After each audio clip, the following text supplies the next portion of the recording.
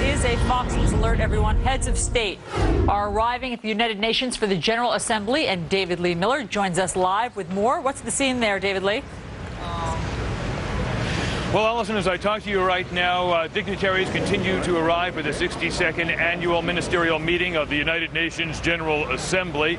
Just a short time ago, the President of the United States arrived here. George Bush arrived a little after 8 o'clock this morning. He quickly entered the building, and he immediately met with the Secretary General. There was a photo op, and there was some handshaking. And then we expect at 9:45, that's when President Bush is going to deliver his speech here at the United Nations. It is expected to be a broad-ranging speech, with the topic being the mission of liberation of the UN.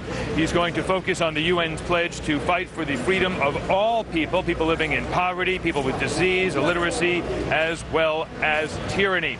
Also here now this morning, of course, is the Secretary General of the United Nations, Ban Ki-moon. He arrived here a little before 7:30 this morning.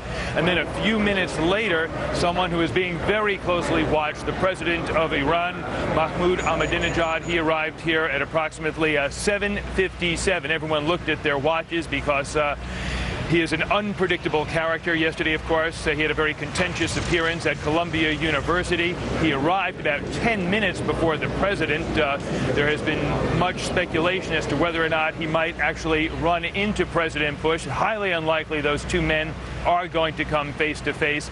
Last year, Ahmadinejad was not even in the building when President Bush delivered his speech.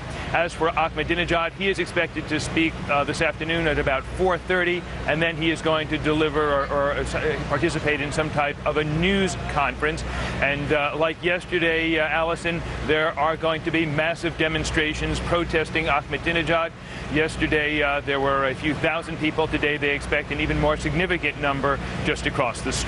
Allison? All right, David Lee Miller live for us from outside the UN. Thank you for that update.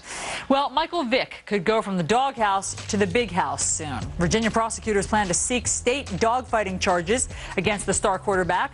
They'll make their case before a grand jury starting today. Vick already faces 1 to 5 years in prison after pleading guilty to a federal dogfighting conspiracy charge. First, it was Obama, then Rudy, and now Ron Paul.